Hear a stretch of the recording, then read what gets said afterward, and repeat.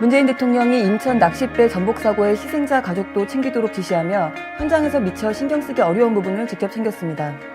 문재인 대통령이 판문점 공동경비구역을 통해 귀순한 북한 병사의 생명을 구한 장병들과 이국종 교수를 청와대로 초청해 만났습니다. 문재인 대통령이 제44회 국제기능올림픽에 참여한 국가대표 선수단 45명을 청와대로 초청해 만났습니다. 야당의 묻지마 반대로 예산안 처리가 법정 시한을 넘긴 가운데 여야가 오늘 다시 협상을 벌입니다. 송영무 국방부 장관이 북한 해상 공세에 대한 미국의 제안이 없었다고 밝힌 가운데 제안이 오면 검토하겠다는 원론적인 답변을 왜곡한 보도들이 쏟아졌습니다. 시민단체들이 낙태죄 폐지 집회를 열고 청와대가 낙태 반대 세력에게 타협하는 모습을 보였다고 주장했습니다. 평창 동계올림픽 공식 라이선스 롱패딩의 품절 사태를 겪었던 평창스토어가 공식 스니커즈는 수량 조사를 위해 사전 예약을 받고 있습니다. 시청자 여러분 안녕하십니까? 12월 4일 월요일 뉴스 신세계 권순욱 송은정입니다. 네, 주말에 너무 안 좋은 소식이 있었지요? 네. 사건 사고가 참 끊이지 않는 것 같다는 생각 좀 들기도 그렇습니다. 하는데 첫 번째 소식으로 준비를 했습니다. 어제 새벽이었죠. 낚싯배가 전복이 되는 사고가 있었는데요. 네. 인천시 영흥대교 인근 해상에서 9.7톤짜리 낚싯배가 336톤짜리 급유선하고 충돌을. 네, 저렇게. 저 큰 배하고 부딪혀가지고. 그렇죠. 지금 336톤이면 저보다 훨씬 엄청나게 큰 배입니다. 그렇죠. 저거는 지금 구조하러 그렇죠. 배고 해경 배인 것 같고. 네, 급유선이라고 하면 사실 이제 그 사이즈가 크기가 가능히 좀 상상이 되는데 저 배를 낚싯배 정중앙을 들이받았더라고요. 그 상황을 보니까. 네, 그렇습니다. 참. 그래서 6시 9분에 119 구조 요청을 하고 해경이 6시 13분쯤 함정을 출동하도록 명령을 했습니다. 119로 구조 요청이 가서 그게 또 해경으로 전달이 된 거죠. 근데도 4분밖에 안 걸렸다. 4분 걸렸습니다. 네, 그리고 42분에 현장에 도착을 했습니다. 가는데 거리가 있으니까. 가는데 절대적인 시간이 있죠. 네.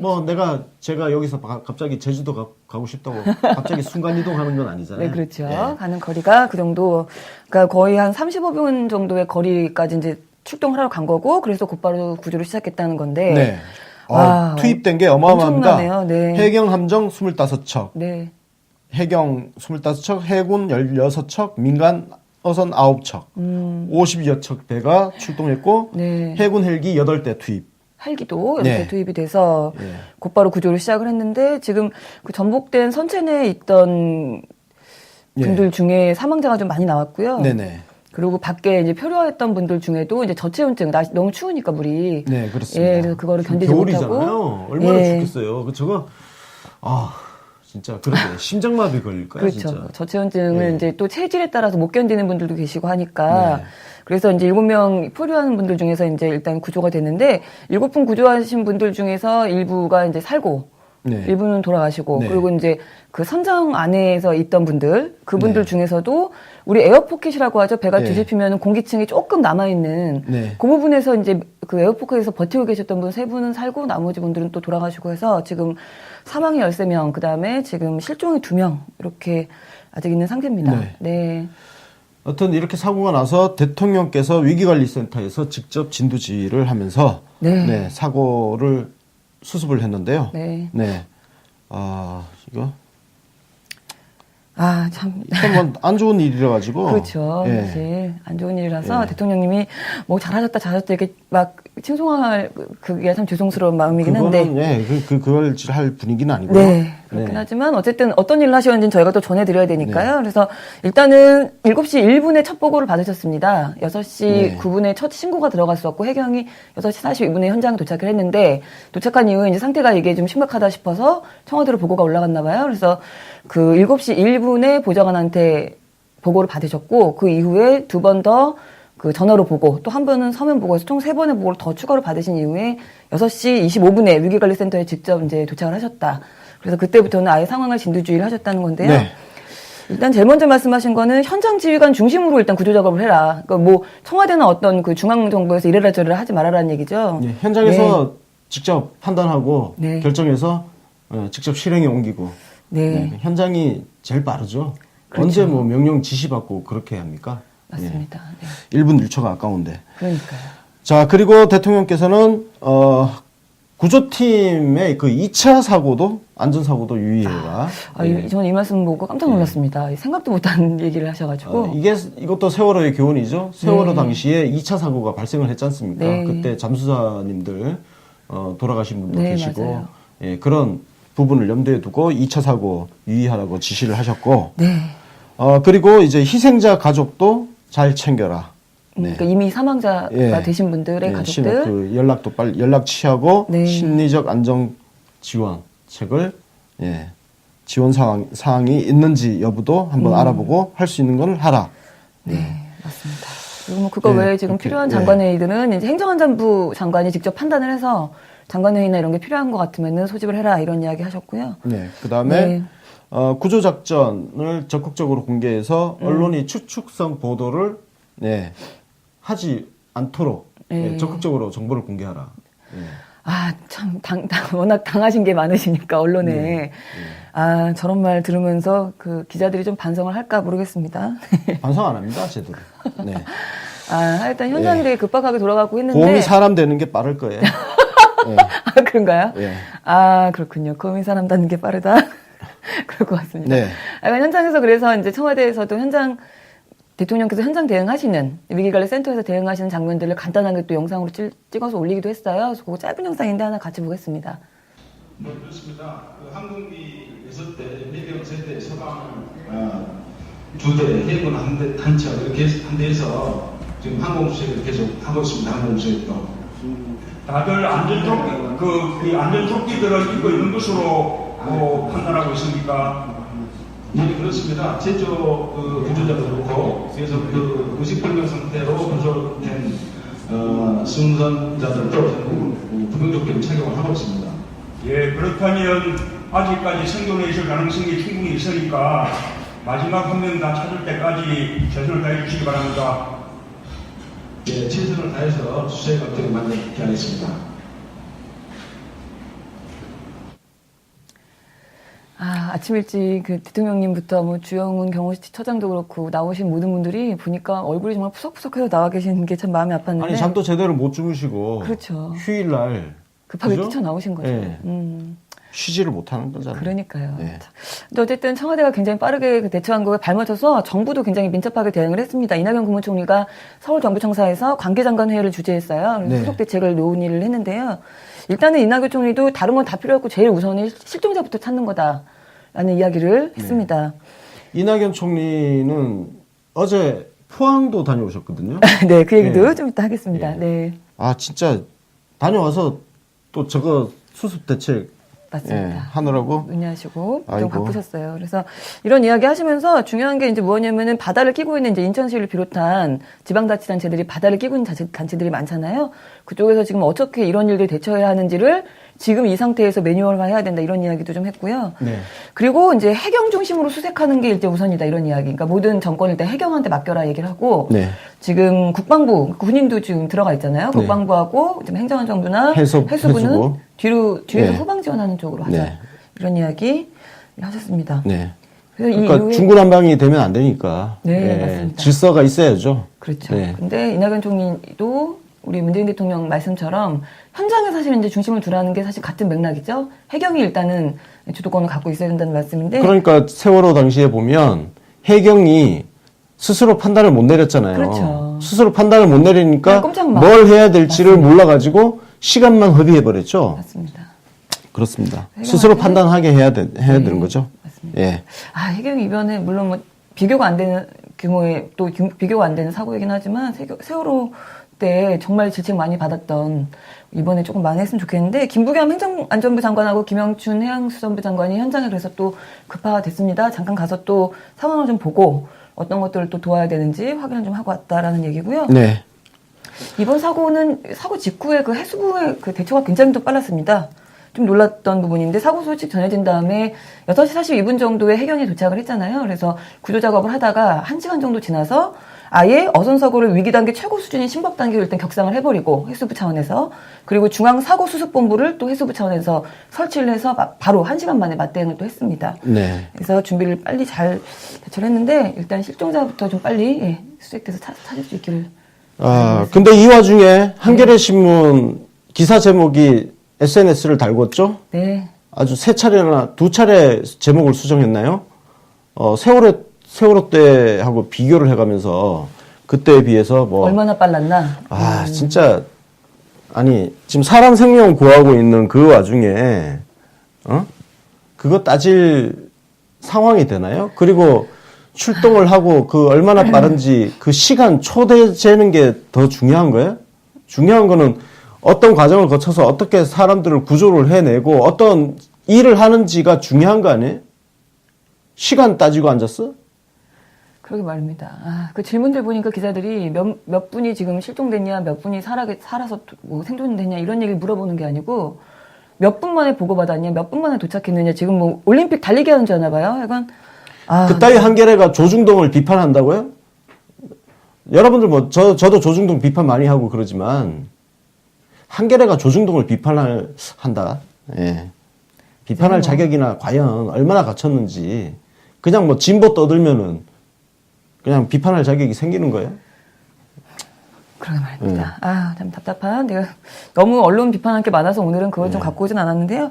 어쨌든 뭐 포항 지진도 그렇고 우리 발리의 전세기 띄웠던 것도 그렇고 이번 사고도 정부의 신속한 대책이 아주 눈에 좀 띄었는데 AI 관련한 기사가 찾아볼 수가 없습니다. 또 아마 지금 깜빡하신 분도 계실 것 같은데 이게 기사가 없다는 건 진정되고 있다는 방증이기도 합니다. 그렇습니다. 언론이 씹을 거리가 없다는 이야기입니다. 네. 예. 어처구니가 없죠. 네. 씹을 거리가 있었으면 계속 기사 썼겠죠. 그러니까요. 씹을 거리가 없으니까 기사가 안 나오는 거예요. 그러니까요. 네. 왜 저러나 모르겠습니다. 하여튼 잠깐 제가 눈에 거슬린 게 하나 있어서 그런데 네. 한걸레라는 표현은 국정원이 만든 게 아닙니다. 그 김광진이가 뭣도 모르고 뭐 한걸레라는 이름을 국정원이 지어서 퍼뜨렸다고 하는데 한걸레라는 이름은요. 이미 2004년 노무현 대통령 당시부터 있었던 이름입니다. 그때 저 같은 노빠들이 한걸레라는 이름을 그때 지어줬습니다. 오마이뉴스는 개마이, 프레시아는 프레시앙. 예. 이렇게 지어줬어요. 네, 그거 국정원 작품 아니에요. 그 김광진 헛소리 한 겁니다. 네, 어느 분이 혹시. 네, 아니, 이게 신경이 거슬려가지고. 그때 한번 말씀하셨으니까 다 아실 겁니다. 하여튼 이낙연 총리가 지난 20일이었죠. 그때 이제 지금 나왔던 조류 인플루엔자가 좀 고병원성이다. 그래서 좀 확산이 빠를 거니까 초기에 과하다고 싶을 정도로 과감하고 신속하게 초기 대응을 해라, 막 이런 지시를 했었는데요. 그 이후에 지금 좀 잠잠해지고 있습니다. 근데 이 조류독감을 우리가 초기에 발견했던 그 원인이 어떻게 이렇게 빨리 발견했는가에 대한 뒷이야기가 좀 나오기도 했었는데, 네. 그 문재인 정부 들어서 정부 산하 방역국을 설치했다고 합니다. 그 전국 지자체에 방역 전문 인력을 배치를 다 했대요. 네. 근데 이제 방역 이 인력들이 현장 농장에 가서 보고 확인을 해줘야 이제 오리들이나 혹은 뭐 닭이나 이런 것들이 출하될 수 있는 건데, 한 방역 전문가가 느낌이 오리들이 좀 뭔가 아파 보였나 봐요. 느낌이 안 좋아서 본인 돈으로 그 3마리를 사서 그거를 이제 가져가서 5마리를 사서 가져가서 정밀 검사를 해봤더니 그 AI가 발견이 됐다는 겁니다. 그래서 이전까지는 우리 조류독감이 처음에 발병하고서 이제 초기에 발견하는 데까지 거의 평균 14일 정도가 걸렸다고 하는데, 이번에는 이틀 만에 네 이렇게 그 발견을 할 수 있어서 초동 대처가 됐다라는 얘기입니다. 저희가 그 정치신세계 오늘 자정에 네. 이낙연 총리 6개월 결산하는 걸 무려 1시간 20분짜리입니다. 네.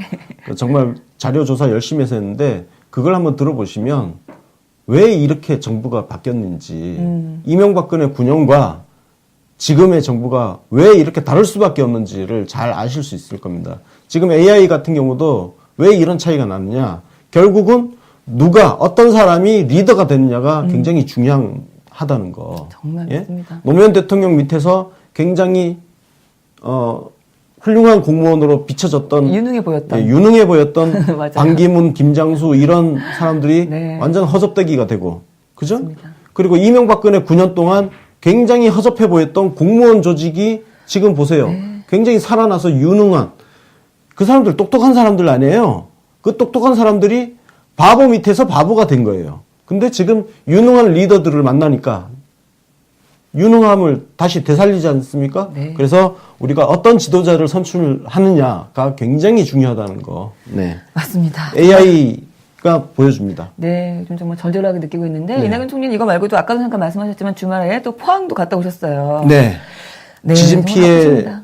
그 수습 그렇죠. 지속적인 관리를 네. 또 하시는 거죠. 후속을. 수습이 어느 정도 또 진척이 됐는지 네. 그리고 이제 이재민들 만나서 이재민들 위로하고 네. 네, 이야기 또 청취하는 네, 네, 맞습니다. 기회를 가졌습니다. 네, 그래서 뭐 피해 완전 복구, 그다음에 이재민의 생활 안정, 그다음에 네. 지역 경제 회복 요 세 가지를 신경 써서 하겠다고 약속을 하시면서 또 이 자리에서 좀 재미있는 이야기가 나왔던 건 이제 지열 발전소, 네. 뭐 아니면 액상화, 뭐 동공 이런 것 때문에 지금 지진이 있는 거다 이런 이야기들이 있잖아요. 네, 그래서 그렇습니다. 실제로 이게 사실인지 아닌지 철저하게 조사를 하겠다. 네. 근데 워낙에 이제 꼭 소문처럼 이렇게 막 도는 이야기들이 많다 보니까 정부가 공개적으로 투명하게 검사를 철저하게 할 테니까 네. 결과가 나오면 그거에 대해서는 포항 시민들도 믿어달라 이런 이야기를 네. 하셨습니다. 네. 지열 발전소가 그 지진의 원인이라는 추론이 있죠. 지금 네, 추론이 나온 거예요. 네. 그 입증되지는 않았습니다. 입증은 지금부터 해봐야 되는 거죠. 네. 네. 이낙연 총리도 한 1년 이상, 네. 뭐 최소 1년 정도 걸릴 거고 국토부 장관이랑 같이 상의해서 진행할 거다 하는데 환경부 장관이랑.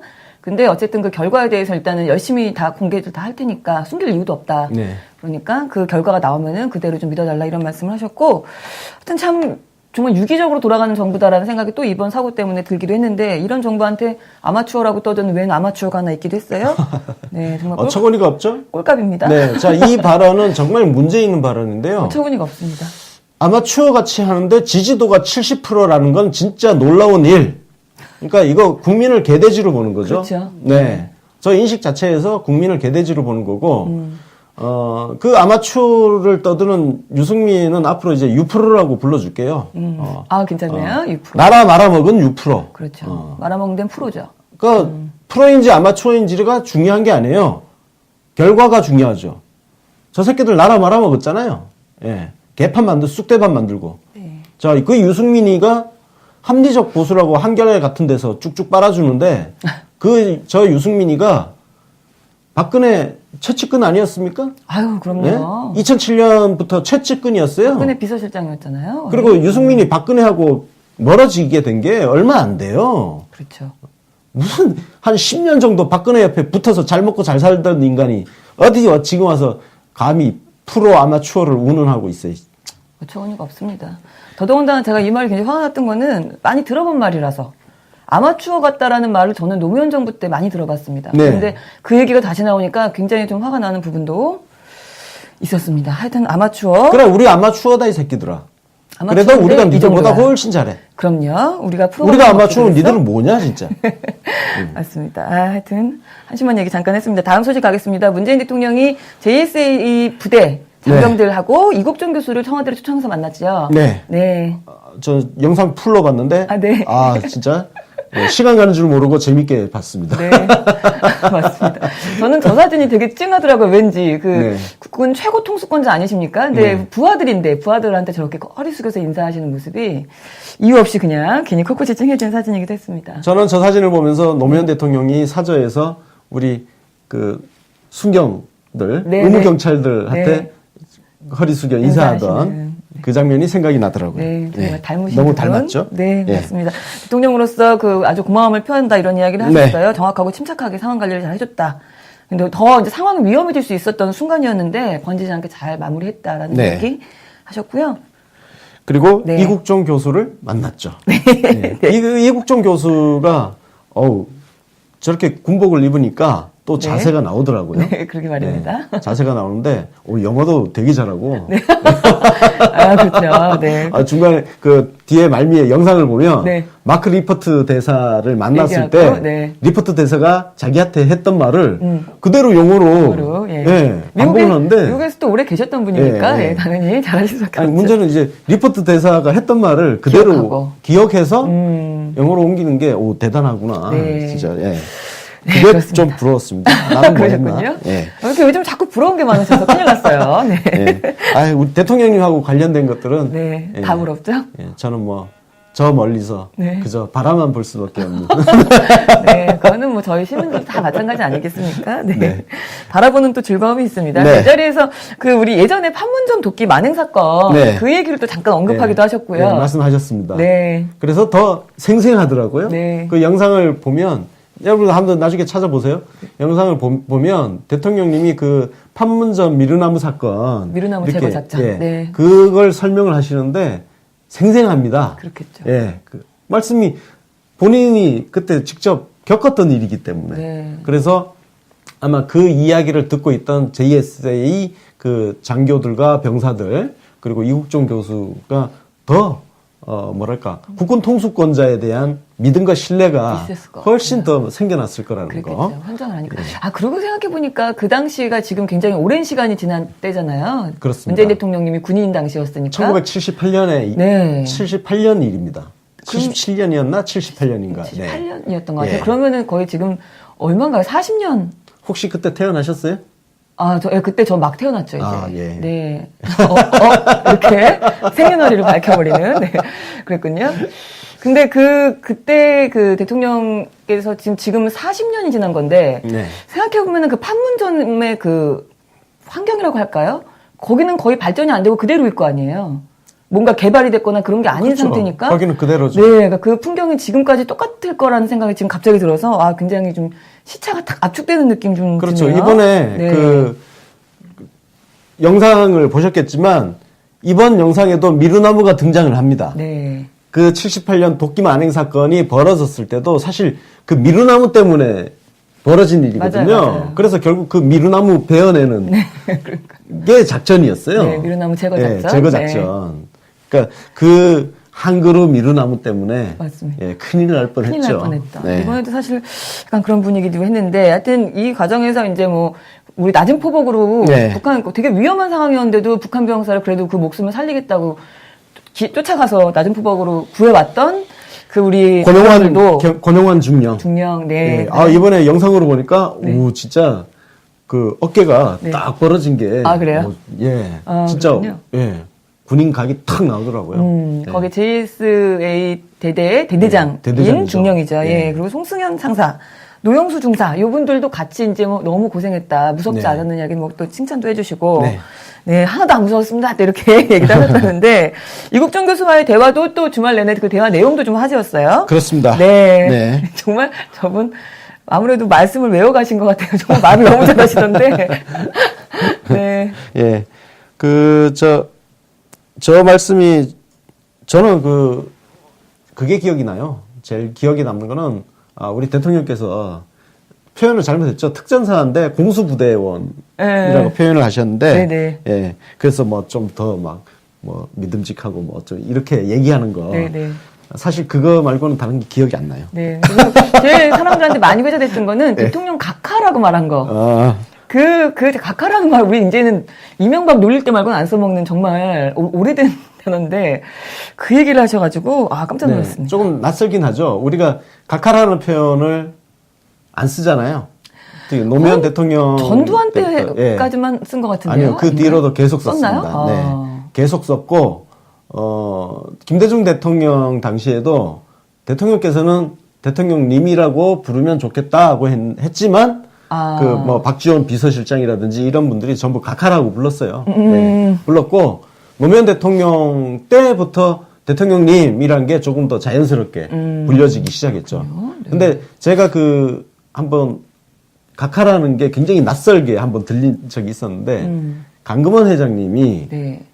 그때 노무현 대통령 제가 사저에서 같이 식사를 할 수 있는 기회가 있었는데, 네. 강금원 회장님이 노무현 대통령을 각하라고 부르시더라고요. 그래서 옆에서 각하라고 이렇게 듣고 있는데, 네. 각하라는 표현이 굉장히 너무 낯설고, 네. 예, 좀 이상하고. 예. 지금 저희가 생각하기에는 그 각하라는 표현이 그 노무현 대통령님한테나 문재인 대통령님한테 붙는 게, 그러니까 와 되게 좋다는 느낌이 아니라 그냥 뭔가 안 어울려. 이질적인 그런 느낌. 그냥 대통령님 하는 게 훨씬 친근하고 좋은 것 같아요. 그러니까. 근데도 이제 이렇게 말씀하시는 건 그만큼 막 아주 극존칭을 쓰시다가 아마 이런 말씀인 것 같고, 또 재밌었던 게 저희 모두 다 한때 현역 군인이었고, 유사시가 생기면 같은 일을 할 것입니다. 네. 그러니까 현역 군인처럼 똑같이 또 열심히 일을 하겠다. 그러니까 이 약간 이국종 교수의 성격이 여기서 좀 보이는 그런 말들이었습니다. 이국종 교수 부친이 군인 출신이었대요. 네. 군인 아버님 밑에서 자랐고, 이국종 교수 본인도 현역으로 갔다 왔대요. 네네, 보통 군의관을 가잖아요. 맞아요. 근데 이분은 굉장히 특이하게 현역을 갔다 온 거야. 네. 예. 실제 그냥 병사로 갔다 온 거예요. 네, 그러니까요. 예, 특이하죠? 특이한 일이었죠. 예, 이분이 저랑 동갑인데, 네. 예, 뭔가 하여튼 약간- 꼴통 기질이 있는 거예요. 그렇죠. 예. 그러니까 약간 대나무처럼 꼿꼿한 예, 그런 성향 꼴통- 좀 예. 있으신 것 같고. 아, 꼴통 얘기하니까 꼴통. 노무현 대통령께서 제가 2008년도에 네.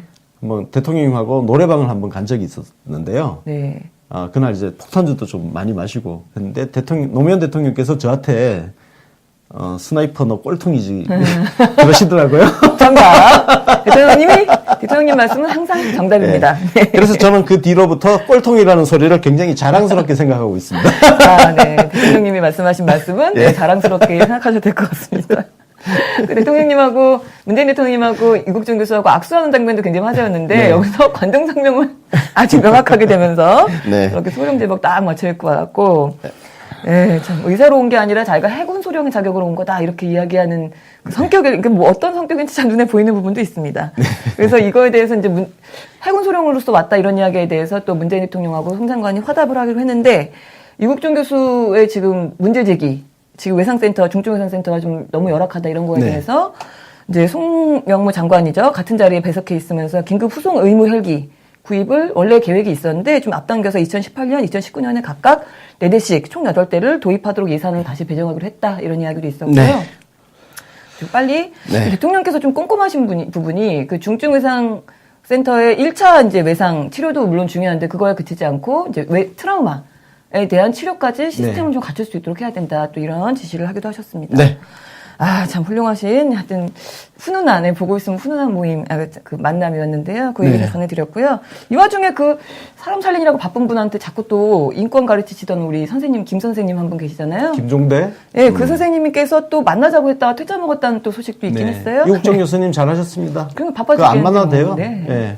맞아요. 그건 무슨 아니 그 기생충 이야기 한 걸 맥락을 이해도 잘 못하고 그냥 자기들 멋대로 아니 기생충이 그 어떤 혐오스러운 이런 걸로 그래서 북한군 병사한테서 기생충 나온 거를 어떤 혐오의 대상 뭐 기피 대상 네. 이걸로 만든 건 오히려 김종대와 김종대를 감싸는 부류들이에요. 왜냐면은 이국종 교수가 처음 얘기했을 때 기생충에 대해서 사람들이 별 감정이 없었거든. 뭐 감정 있었어요? 아니, 아 기생충 없었죠. 나왔으니까 그 있었지. 병사가 뭐 좀 지저분해 더러워. 그게 아니라 그걸 통해서 북한의 실생활이 그만큼 어렵다라는 느낌은 받았지만 뭐 인권에 대한 생각은 못했었는데 물론 뭐 예민하신 분들은 그럴 수도 있겠고 근데 중요한 거는 이국종 교수가 그거를 뭐 군 쪽이랑 같이 얘기해가 네. 상의해서 나온 내용들을 브리핑할 내용을 미리 상의해서 브리핑한 게 문제가 아니라 그거를 자극적으로 받아 적은 언론이 사실 문제니까 만약 그렇죠. 김종대 의원이 비판하려고 마음 먹었다면 언론을 비판했어요. 언론을 비판했어야지. 이국종 언론을. 교수를 비판할 게 아니고 네. 정신이 좀 없는 언론을 비판했어야 되고. 네, 우리 예. 인권을 사랑하시는 김종대 예. 선생님. 뭐 인권 예 좋아요. 아, 중요하죠. 예, 그럼요. 좋아요. 중요합니다. 예. 우리 뭐 우리는 뭐 인권 의식이 뭐 낮아서 그런가? 네, 그러니까요. 네, 저희가 지들만 인권 의식이 높은가? 아닙니다. 우리 김 선생님한테 열심히 그 가르치고 유시민도 왜 앞으로도 그 한 자락 걸쳐 자꾸 맞도록. 어영 네. 지식은 좀 똑바로 네, 해야지. 맞습니다. 우리 네. 정의당이시라서 그런 것 같아요. 네. 다음 소식 가겠습니다. 문재인 대통령이 또 청와대에 초청한 팀이 또 있었어요. 국제기능올림픽 국가대표 선수단을 초청했다라는 얘기였는데요. 네. 네. 이게 기능올림픽은 옛날부터 네. 우리나라가 워낙 나가서 잘하기 때문에. 그런가 봐요. 네. 예. 이번에도 2위 했답니다. 예. 종합 2위. 떨어졌네, 성적이. 떨어진 건가요? 옛날에는 네. 나가면 1등이었어요, 그냥. 아, 그렇군요. 이게 이명박근혜 정권 아마 지나오면서 좀 떨어졌을 수 있습니다. 네. 왜냐하면 그 기간에 우리가 국제기능올림픽 한다는 소리 들어본 적도 없어요. 그만큼 네. 관심을 안 줬다는 뜻인데 이번에는 그거를 좀 다시 부응을 하시기 위해서 일부러 청와대에 저렇게 초청을 하신 것 같아요. 네. 네. 성적이 좋네요. 금메달 8개, 은메달 8개, 동메달 8개. 네, 8개. 우수상 16개, 네. 종합 2위. 네. 잘 하셨습니다. 잘했습니다. 네. 잘했다고 칭찬도 하셨고, 이제 이게 지금 기술인 존중을 하는 그 차원에서 더 청와대를 좀 부르신 것 같아요. 그래서 네, 축사하시면서 기술인 존중이 4차 산업혁명의 어떤 토대가 되어야 한다. 네. 그래서 장인이라든가 기술인이라든가 이런 사람들 존중하는 그 분위기, 사회 분위기를 만들어야 된다. 이런 이야기를 또 하셨고요. 저 기능올림픽은 역사적으로 사실 박정희 대통령의 저는 공헌 중에 하나로 꼽아줄 수 있는 부분이 기능올림픽 출전 선수 양성 그리고 공고 육성하는 거 여기에 대해서는 저는 높이 평가하는 편인데요.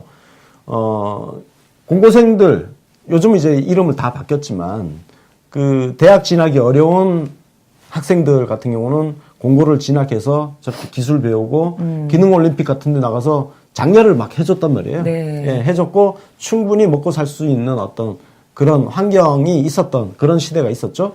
예, 물론 지금은 뭐 사회 구조가 바뀌고 했기 때문에 변화가 있었습니다만, 예, 저는 개인적으로 그 부분 저도 그 공고를 하마터면 갈 뻔했거든요. 하마터면 네. 그렇군요.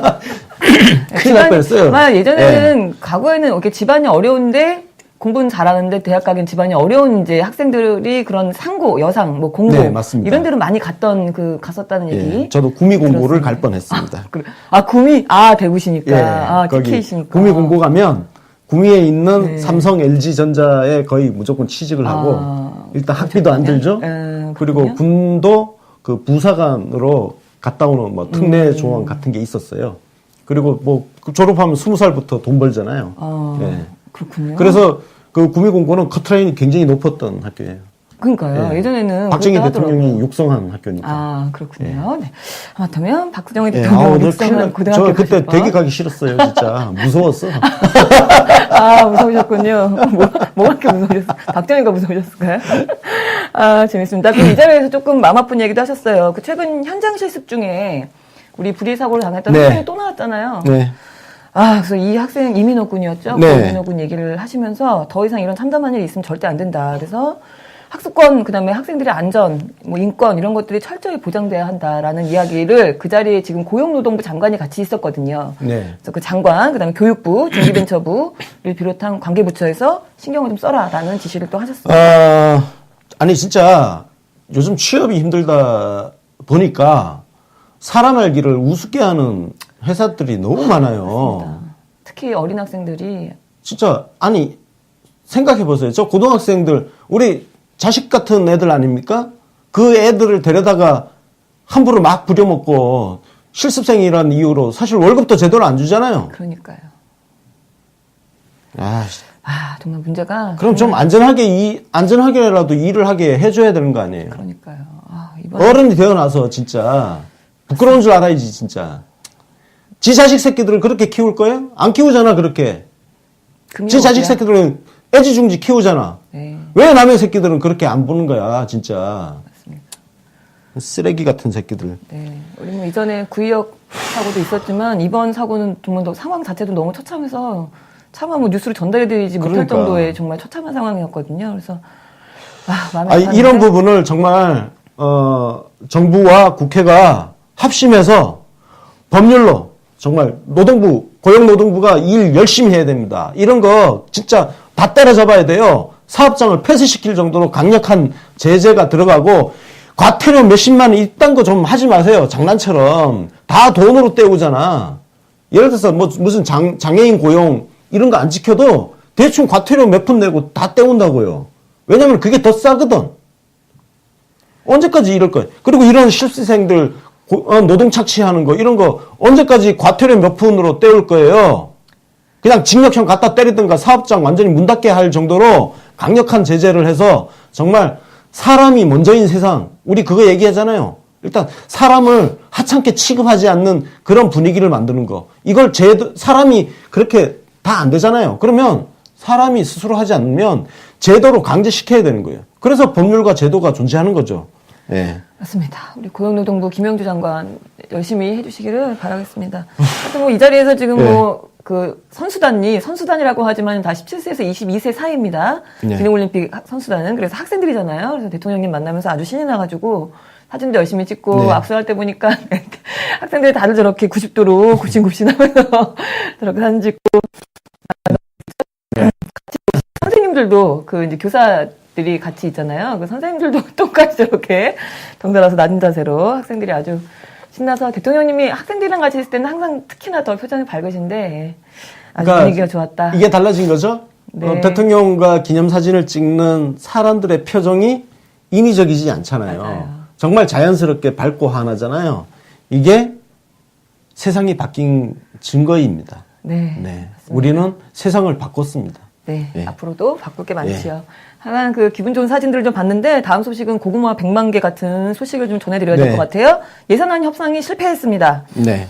예상대로죠? 네, 법정 기한이 어제였는데 법정 기한 안에 근데 법정 기한 안에 본회의에 아예 상정조차 못한 상황은 거의 진짜 드물었다라고 하는데 네.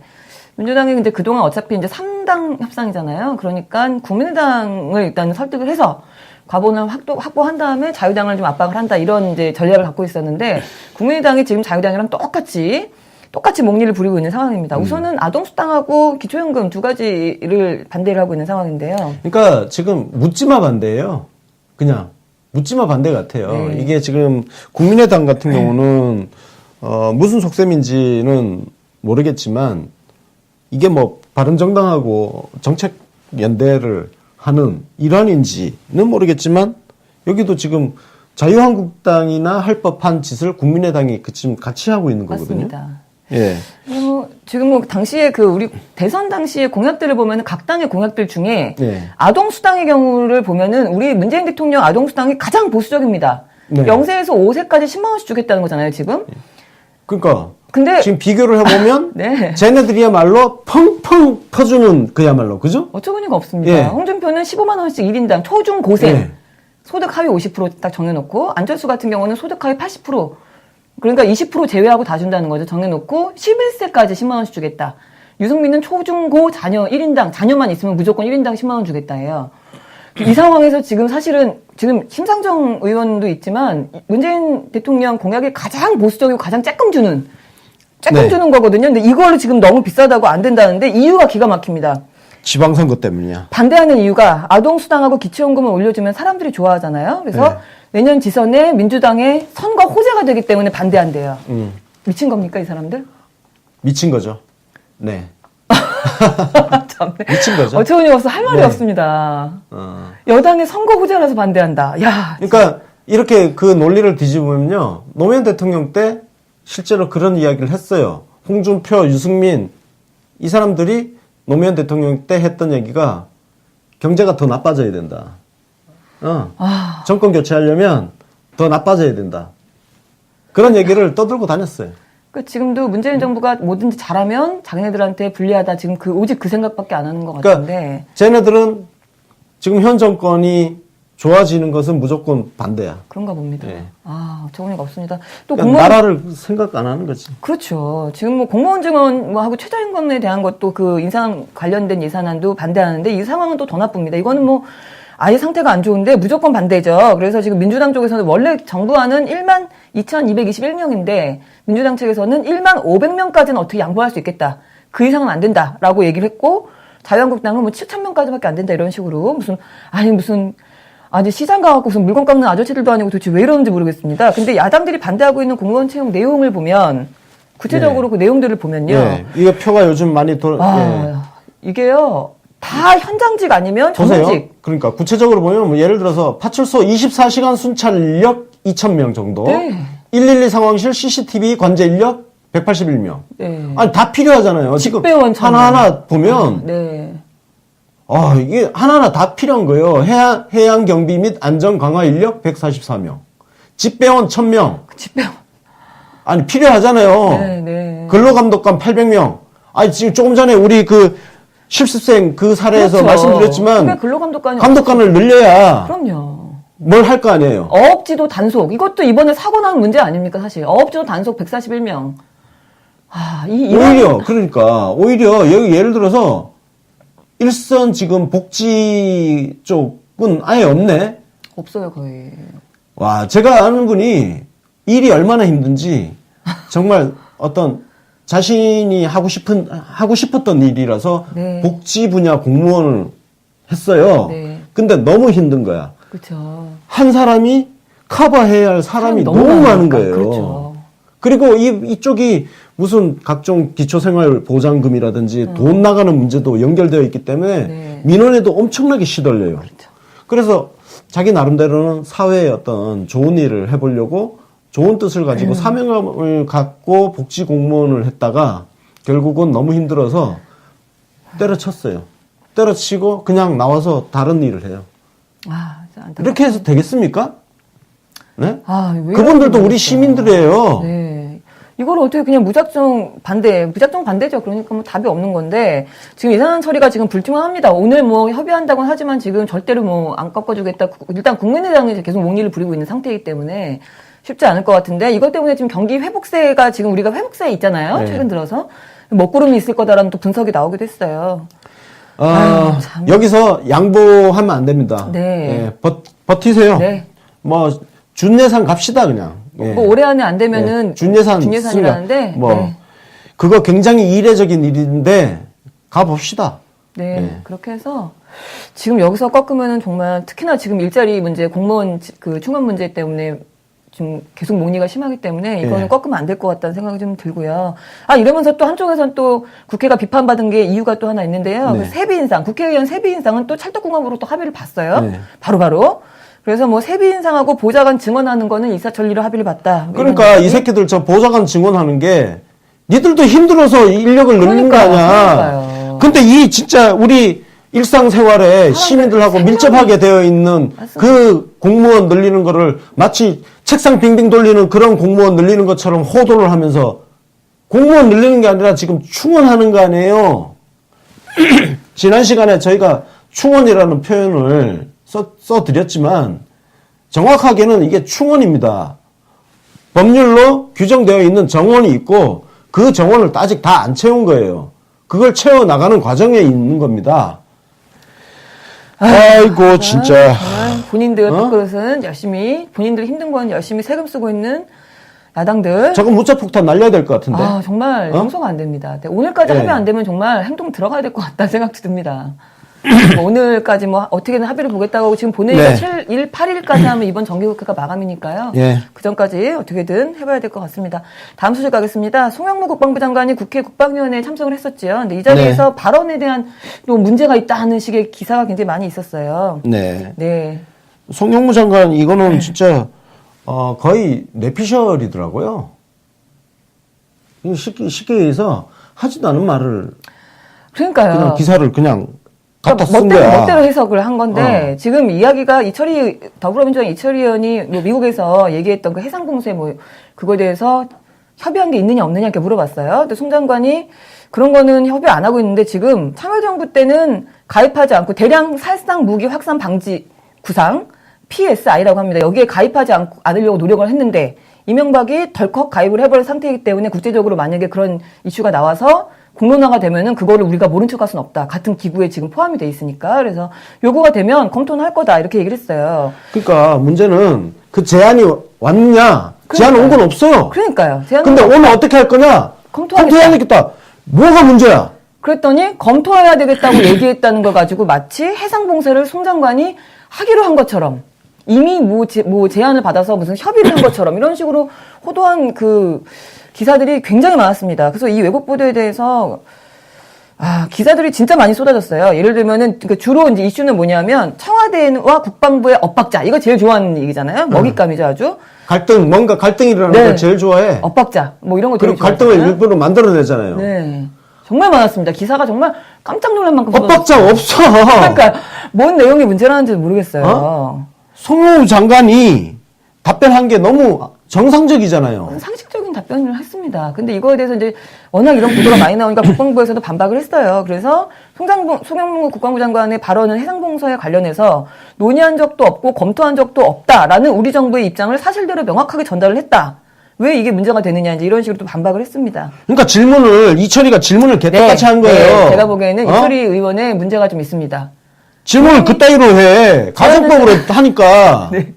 가정법이 아니라 제안받은 적이 없다라고 얘기를 했는데 그 얘기를 들은 다음에 그러면은 제안이 왔습니까? 하고 또 물어보고 했어요. 그러니까 마치 근데 송영무 장관이 그렇게 자꾸 이제 질문이 도돌이표가 오면 네, 그렇다고요. 그렇습니다. 이렇게 그냥 대답을 해버리는 것 같아요. 그래서 그러면은 제안이 와서 검토했다는 건가요? 또 갑자기 이렇게 질문하니까 네, 그렇습니다. 이렇게 대답을 해버렸어요. 한 번.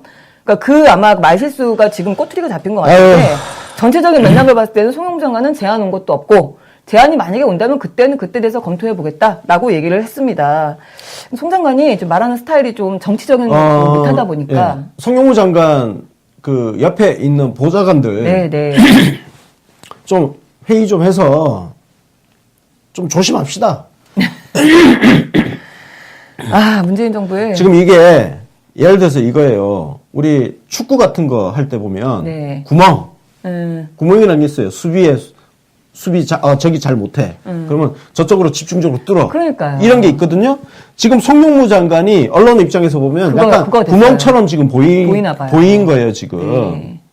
이거 지금 말려 들어가면 안 돼요. 네. 당분간은 송영무 장관 입에 자물쇠 채워야 돼요. 예? 네. 근데 지금 국회에서 이제 또 안 그러니까 나갈 수가 국회 없으니까. 나갈 때 여기 네. 대해서 사전에 연습 좀 하세요. 답변을 간명하게 하는 방법. 네, 연습하세요. 필요합니다. 여기서 있는 미주알 고주알 다 답변 제대로 하려고 하지 말고 때로는 그냥 뭉개버려요. 뭐 버릴 건 뭉개버리는 작전도 필요한 거예요. 네, 맞습니다. 송영무 네. 장관이 이게 사실은 말을 아주 정치적으로 교묘하게 센스 있게 잘하는 거하고 네. 능력하고는 사실 별개의 문제인데 이렇게 해서 마치 막 무능한 어떤 그 약한 고리처럼 좀 몰고 가는 느낌이 있는데 그 김명수 대법원장의 발언을 가지고도 좀 악용하는 언론들이 또 있었어요. 네. 네. 제가 김명수 대법원장 이 추념사에 대해서는 제가 어제 정치신세계 에피소드로 하나 녹음하려고 준비를 하다가 네. 당장 업로드할 공간이 없어가지고 예, 오늘 뉴스 신세계로 밀어놓은 건데요, 사실은. 지금 뭐, 김명수 대법원장 비판하는 글들이 좀 올라오는데, 일단, 왜 이렇게 성급하지? 예. 김명수 대법원장 취임한 지 이제 2달 됐어요. 그리고 대법원 정비 아직 사법부 정비가 안 됐습니다. 대법관 지금 이제 지명만 해놓은 상태죠? 임명 안 됐고요. 그렇죠. 그 다음에 법원은 현재 사법부는요 양승태 체제 그대로라니까요. 그대로예요. 그리고 자 그럼 김명수 대법원장 발언으로 가볼게요. 그 추도 추념사를 보면 때로는 여론이나 SNS를 가장하여 요거 때문에 그래요 지금. 네, 그 뒤에 발언은 문제되는 게 하나도 없어. 없습니다. 다 옳으신 말씀, 지당하신 말씀. 때로는 여론이나 SNS를 가장하여 이거 잘 보세요. 이것 때문에 언론들이 그냥 김관진 구속 적부심 석방한 거에 대한 비판 여론으로 갖다 붙여버린 거예요. 근데 그게 맞나? 그렇지 않습니다. 일단 어제 그 김명수 대법원장이 추념사를 한 그 자리가 어떤 자리냐면 이일규 대법원장 10주기 자리였어요. 근데 이일규 대법원장이 어떤 분이냐? 박정희 정권 때 인혁당 사건에서 소수 의견 냈던 분이에요. 그러니까 군사 정권 아래에서도 시국 사건에서 소수 의견을 여러 차례 내면서 법관들한테 신망을 받고 있던 분이었고요. 1988년도에 노태우 대통령 취임했잖아요. 취임하고 나서 신임 대법원장으로 누구를 임명했냐면 이미 전두환이가 임명을 해놓은 정기승 대법원장을 그대로 또 임명을 한 거예요. 그래가지고 어떤 일이 일어났냐? 사법부의 법관 판사들이 거의 한 400명 가까이 되는 판사들이 연판장을 돌리면서 항의하고 일어났어요. 저항운동이 일어난 겁니다. 이걸 사법파동이라고 그러거든요. 그래서 여기에 김대중, 김영삼 야당 총재들도 같이 나서면서 노태우 대통령이 정기승 대법원장 지명을 철회를 했어요. 철회를 하고 그 자리에 누가 갔느냐? 법관들의 신망을 받고 있던 이일규 대법원장이 취임을 하게 됩니다. 그리고 그때 연판장을 돌리고 노태우 정부에 저항을 했던 판사들이 바로 주축이 되어서 만든 게 우리법 연구회고요. 김명수 대법원장이 바로 그 창립 멤버입니다. 자, 이 역사 위에서 이일규 대법원장이 사법부 독립을 위해서 헌신했던 그거를 다시 되새김질하는 문장이에요. 근데 이거를 그래서 그 사법부 독립을 중요성을 강조를 하는 그런 문장이었고 이걸 조중동을 비롯한 언론들이 대통령과 사법부를 이간질하고 사법부와 국민들을 이간질하고 여론을 흔들어서 하려고 이간질하는 기사를 지금 쓴 거예요. 여기 무슨 김관진 이야기가 있고 그 신광열 판사 이야기가 있고 그렇습니까? 아무것도 없어요. 추념사에. 자, 그러면 한번 되돌아보자고요. 이거는 그냥 자기 찔려서 일단 그냥 놀래서 우리 얘기하나? 이런 게 있어요. 근데 이명박 9년 동안 어떤 일이 있었냐면요. 지금 이 김명수 대법원장 입장에서 보면 판사들이 가장 사법부 독립 위협을 받았던 게 불과 이명박근혜 9년이었습니다. 그때 정연수 KBS 사장 무죄 판결, 뭐 MBC PD 수첩 그거 무죄 판결, 이런 거 미네르바 무죄 판결, 이런 거 무죄 판결 할 때마다 판사들이 보수 단체를 가장한 저쪽 국정원 사주 받은 그 국정원 돈 받고 활동하던 어버이 연합을 비롯한 걔네들한테 무수한 협박과 시위를 계속 받아왔던 게 사법부예요. 9년 동안 판사들이 실제로 대표적으로 김영두 부장판사라고, 이분은 광노영 교육감에 대한 판결을 교육감 유지하는 판결을 내렸다가 이 새끼들이 집 앞에 몰려와서 시위하고 그랬어요. 이런 9년간의 일을 보면 김명수 대법원장이 오히려, 저는 이렇게 해석을 합니다. 김명수 대법원장이 말을 하는 거는, 이야기한 거는요, 오히려 9년 동안 이명박근혜 사주를 받고 국정원 돈을 받고 활동했던 그 시민단체들의 협박, 그걸 지칭했다고 보는 게 훨씬 더 합리적이에요. 그렇지 않습니까? 우리 시민들이 지금 법관들에 대해서 한 거는 신광열 판사하고 또 누구예요? 그 영장 담당 판사 오민석인가? 권순호? 이 몇 사람 빼고는 없잖아요. 우리가 그렇게 심하게 한 게 없잖아요. 근데 왜 이거를 조중동을 비롯한 언론들이 우리와 대통령과 전부 사법부를 이간질시키는 기사에 왜 흥분하고 김명수 대법원장을 성토를 하냐 이거예요. 성급하지 않습니까? 이럴 때는 간단합니다. 맹목적 지지. 그러니까 우리가 전략적 지지라고 하잖아요. 전략적 지지라는 게 다른 게 아니라 대통령께서 임명한 분 아닙니까? 그러면 일단 좀 이제 2달 됐어요. 취임한 지. 그럼 좀 기다려야 되지 않습니까? 믿고. 지금 김영수 대법원장을 성토하는 거는 문재인 대통령의 사람 보는 눈을 의심하는 거 아닙니까? 그래서 맹목적 지지라는 게 바로 전략적 지지가 된다는 지금 사례인 거예요. 지금은 무조건 가만히 지켜보는 게 현명한 지지자의 자세가 아닌가. 그렇게 했을 때 언론이 이렇게 이간질하는 기사로 장난질 치는 거에 우리가 휘말려 들어가지 않을 수 있다. 예.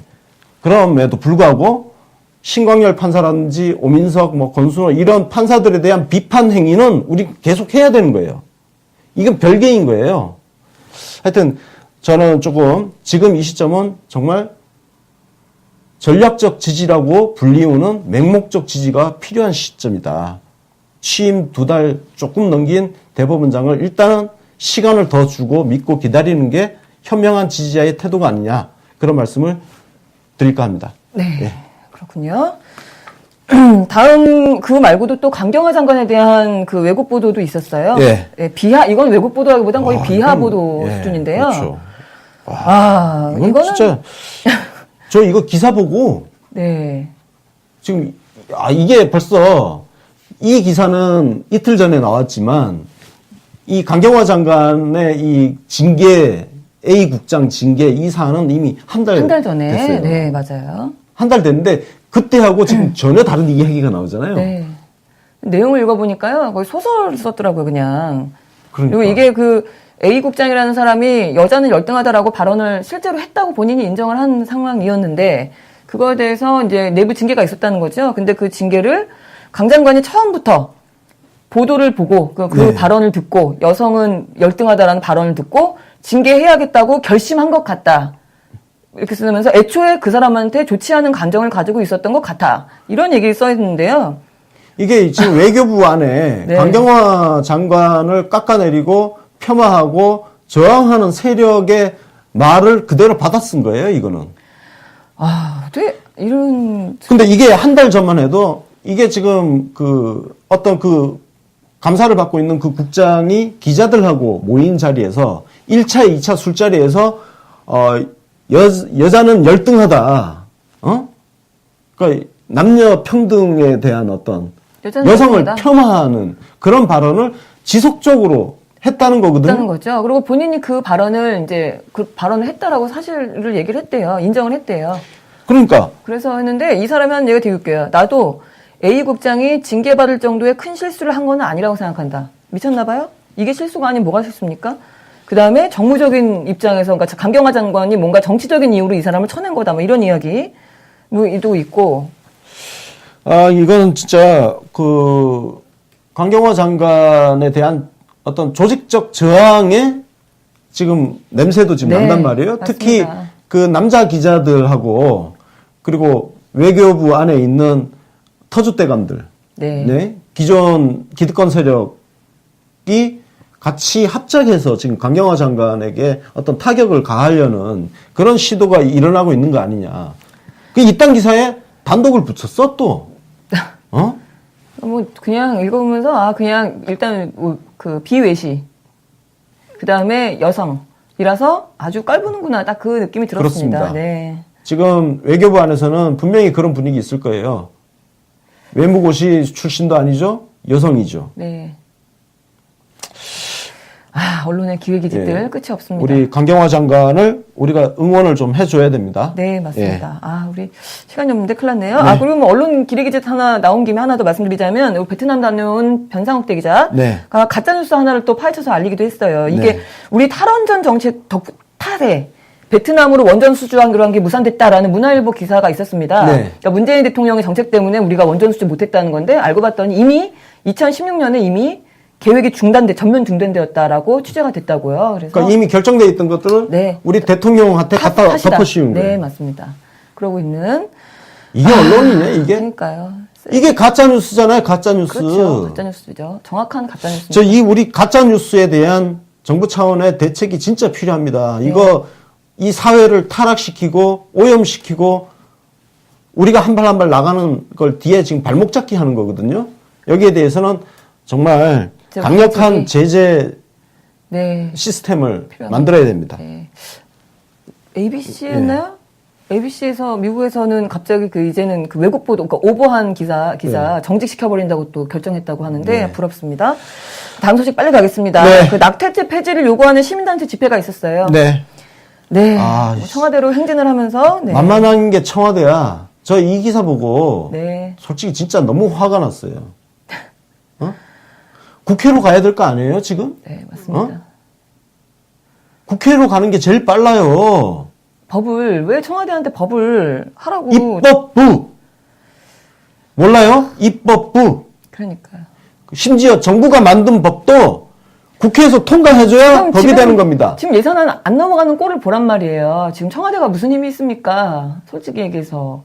그리고 거기다가 이 주장이 낙태죄 폐지를 찬성하는 사람들조차도 등 돌리게 만드는, 그러니까 자기네 스스로를 이렇게 고립시키는 이런 행태가 저는 너무 속상하고 슬픕니다, 사실. 바로 그거예요. 네. 지금 낙태죄 폐지에 대해서는 정말 이게 팽팽한 사안입니다. 네. 이거 지금 종교계, 특히 카톨릭에서는 절대 낙태죄를 인정을 안 해주는 게 네. 카톨릭이에요. 그래서 필리핀 같은 경우 엄청난 코피아노인가? 하여튼 우리 아이들 하여튼 그 문제가 생기는 이유가 거기는 낙태가 없기 때문에 그래요. 근데 지금 하여튼 카톨릭부터 해서 낙태죄 반대 쪽은 탄탄한데 낙태죄를 폐지하자는 쪽이 이런 식으로 하면 여론에서 승리할 수 있습니까? 여론에서 이길 수 있겠습니까? 이렇게 해서. 과거에 노무현 대통령 당시에 호주제 폐지할 때요. 그 여론전 생각해 보세요. 그때 헌법재판소에서 호주제가 위헌이다 결정이 날 때까지 엄청난 각고의 노력을 기울였어요. 근데 이딴 식으로 하면 어떻게 여론을 우리 편으로 이끌어옵니까? 맞습니다. 이건 될래도 안 되는 상황이에요, 사실은. 찬성하는 사람들이 일반 시민들 중에서는 꽤 많이 있을 텐데, 어차피 음성적으로 하고 있는 거 양성화 시키자는 거니까 할 수 있을 텐데, 이걸 이런 식으로 그냥 무조건 내 자궁을 어쩌고저쩌고, 여기에 또, 시간도 없지만 정의당까지 끼어 있었어요, 이 자리에. 노동자연대, 정의당, 녹색당, 사회변형 노동자당. 정의당은 입법을 하러 국회에 있어야지 여기 나가서 뭐 합니까 지금? 불꽃 페미 액션, 페미당당, 지구지역 행동 네트워크, 미치겠습니다. 한국여성민우회, 한국성폭력 상담소, 한국여성의 전화.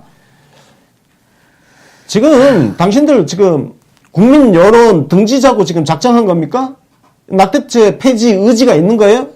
하려면 이렇게 하면 안 됩니다. 아니 이런 식으로 하면 여기 이 깃발 아래 누가 가고 싶겠습니까?